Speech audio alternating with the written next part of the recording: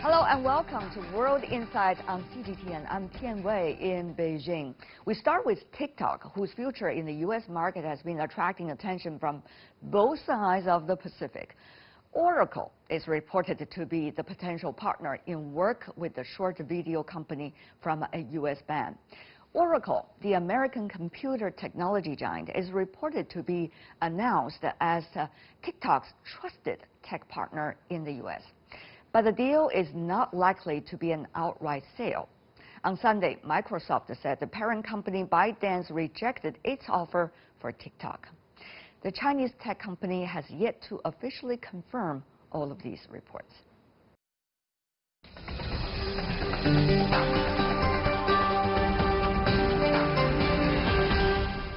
The deadline, so-called, for banning TikTok in the U.S. proposed by Donald Trump is approaching. What lies ahead for the company and its potential partners?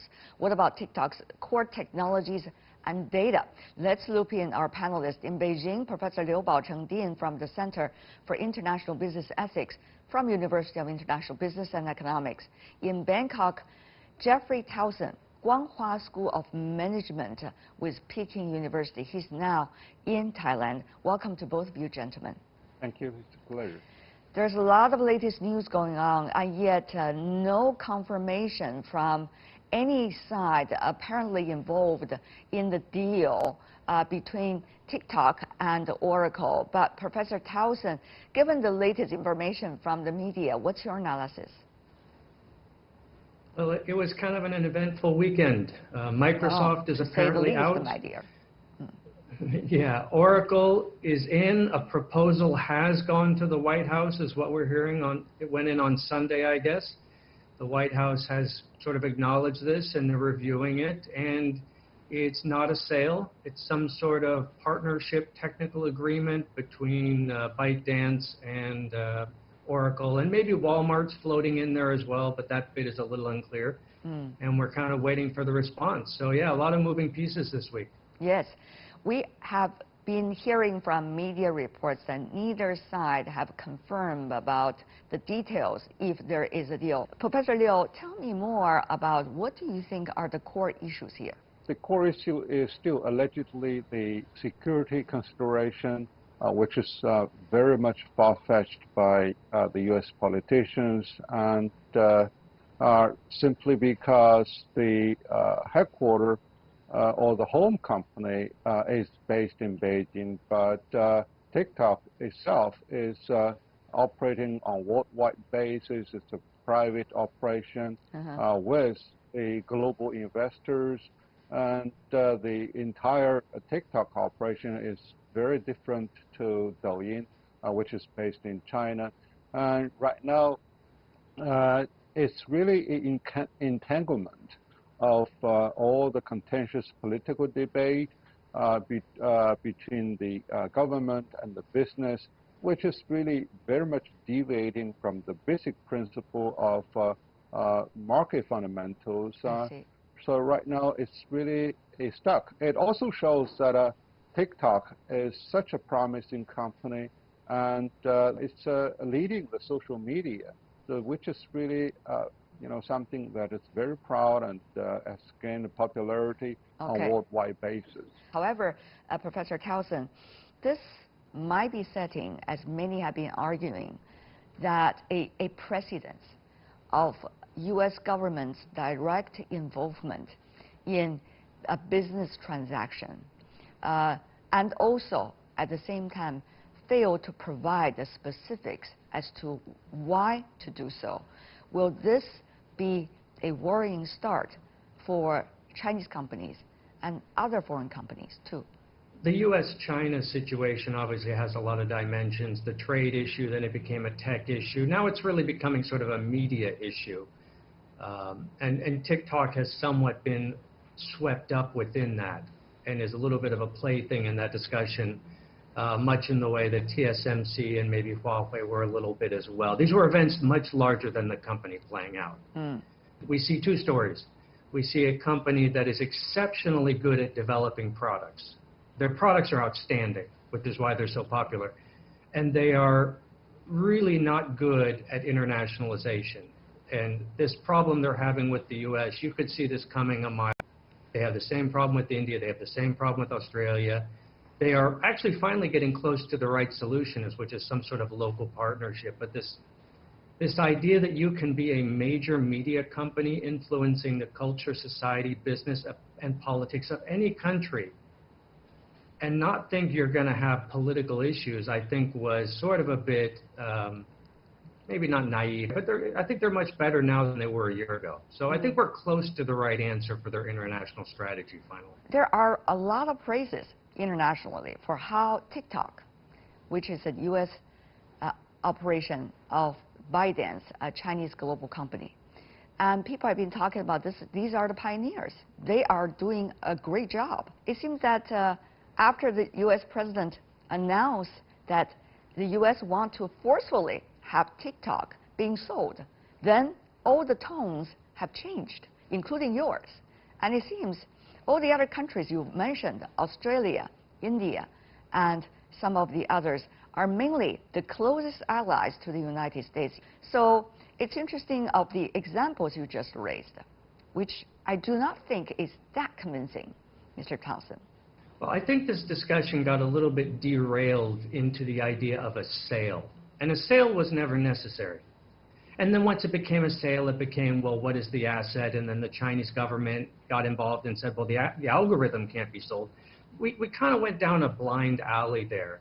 And the really important question is, how can a foreign media company, which could be Chinese, could be from anywhere, become a major force in any economy, whether it's US, Indonesia, India, wherever, in a way that the local population is going to be comfortable with? What about because Facebook, there has to be a level of trust. Twitter? Right, like Mark Zuckerberg gets yelled at almost every week because and yet his operation has not been forced to close down or be sold, for example, in Japan, for example, in Indonesia, right. For example, in Latin America.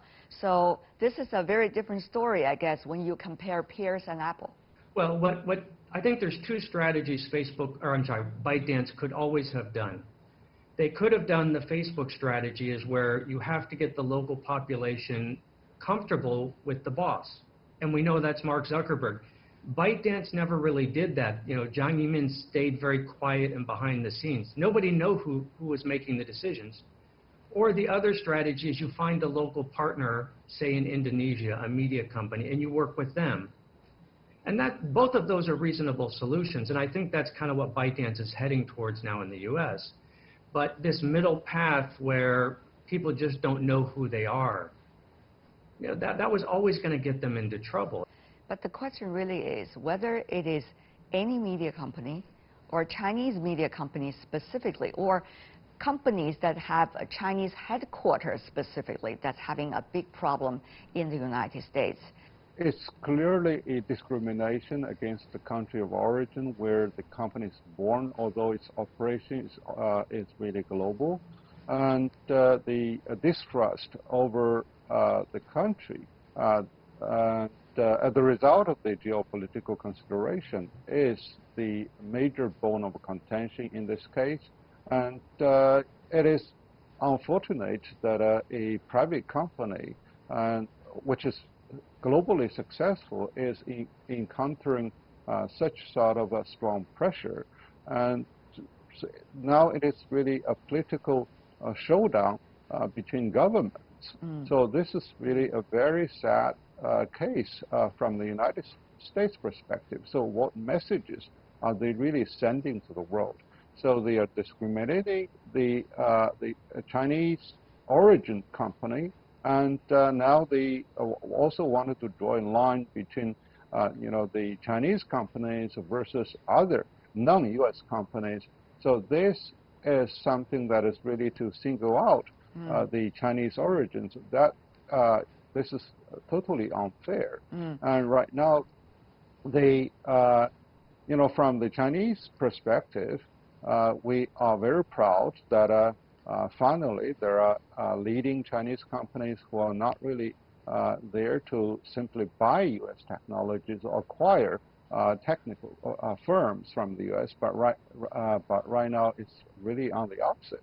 So the technology is very much cutting edge. So that is why it is very difficult to replicate by the U.S. firms. So, and also the company is left with actually two choices by the U.S. politicians. Either there's a ban or completely shut down, or you have to divest. But right now it is very smart, and they are learning very quickly. They found a third way, which is really to establish a partnership with a U.S. firm. So this is really a very smart move. What kind of precedence is this likely to set for the U.S. government role into interference into a market practice if ByteDance, a Chinese company, Chinese global company's U.S. operations being influenced as a result of an executive order coming directly from the White House, directing what to do and whether a kickback should be given to the Treasury, then what's going to happen to the other foreign companies inside the United States?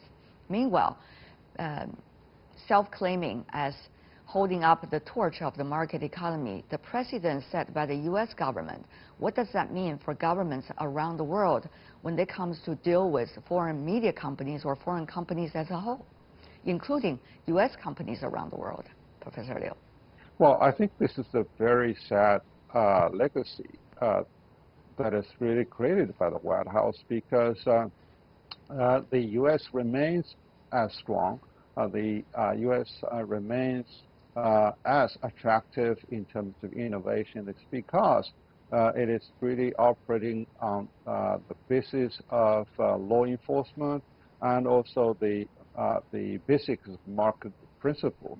But this coercive approach into a specific business deal between private firms is really a very bad precedent that they have set up. And this is really a thrill in the spine of all other global companies that the national security is being too much stretched to include everything that is really a political, the political will that is there to intervene not only in the scrutiny, but rather in the actual operation of businesses. I see. So this is very scary.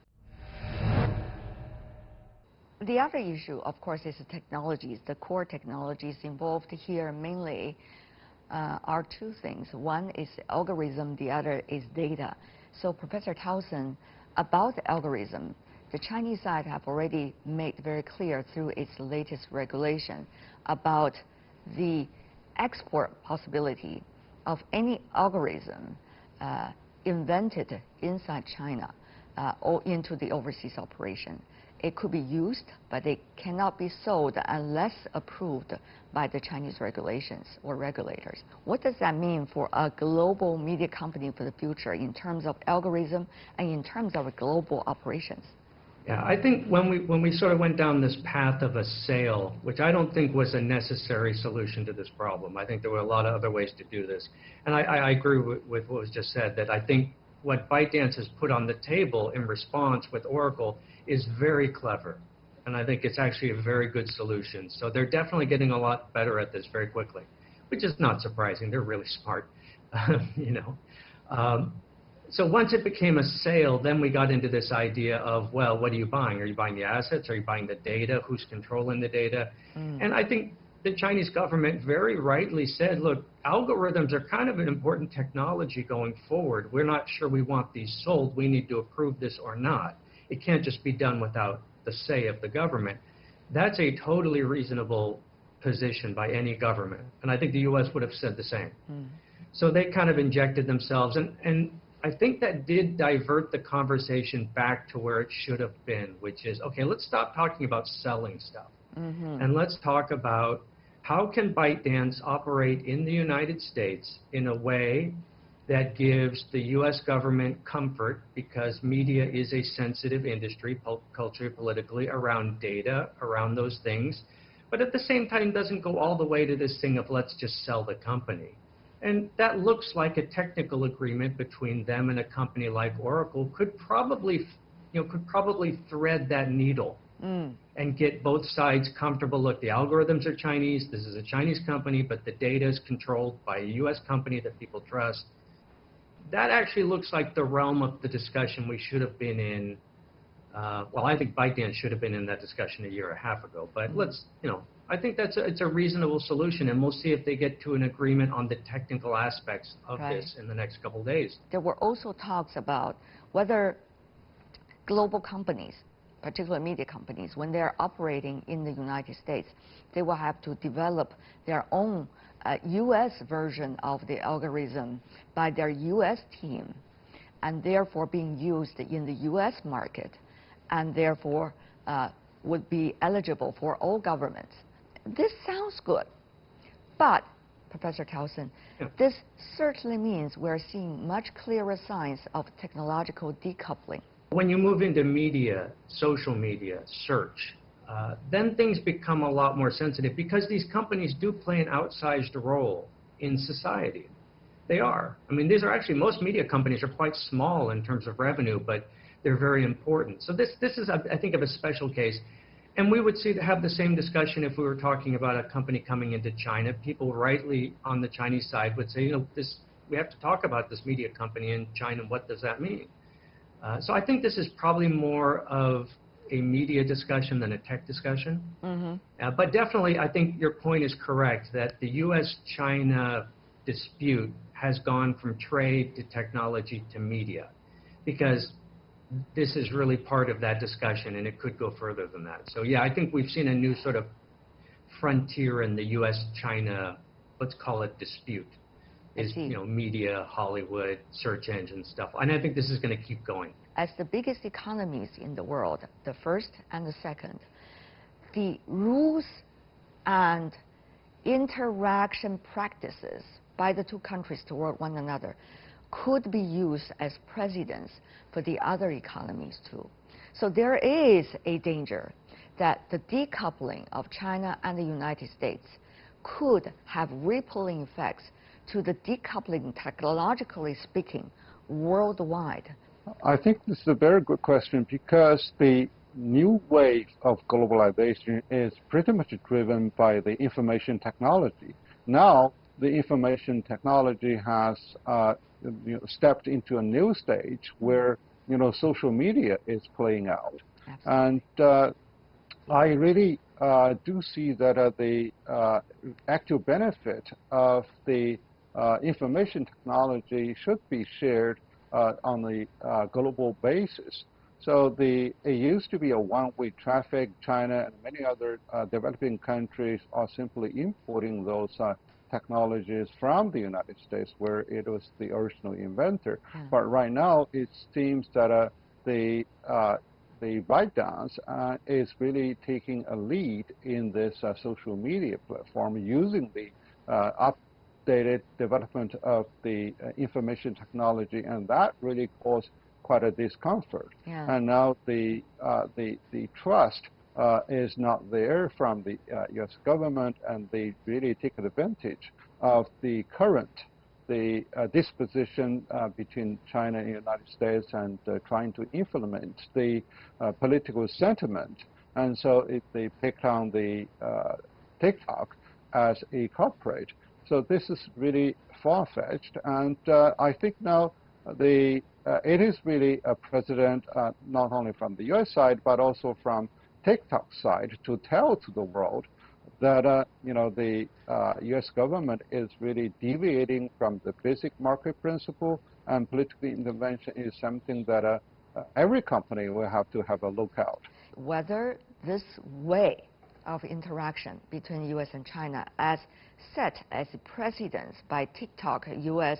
issue, will also be used by the other economies. In other words, if we see algorithm being developed in one market for one market and big data only stored in it, are we going to see rippling effect of that, which means every country are going to ask that algorithm used in my market, only developed in my market, and data got from my market will only be available to this market and not to the others, even from global companies.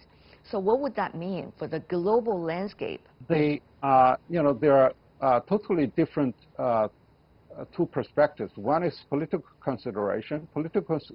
If decisions are being made on a political or geopolitical basis, every country can really operate on their own castle and dealing with the rest of the world. And for economic consideration, that's a totally different story because simply by the sharing technology and by putting to use the skill economy instead of inventing for each local market. For every market, yeah. Right, for each and every market, that's really a that's really a disruption to the cost of operation, and eventually the cost will be billed to the users, which will hurt the economy and hurt the basic efficiency of the market operation. So that's going to be a disaster. So to answer your question directly, I do not think the world would be that silly enough simply because there is allegedly suspicion. Then they will really have all the companies either to have it invented locally or will have to be sold to the local market. So that's really a silly decision.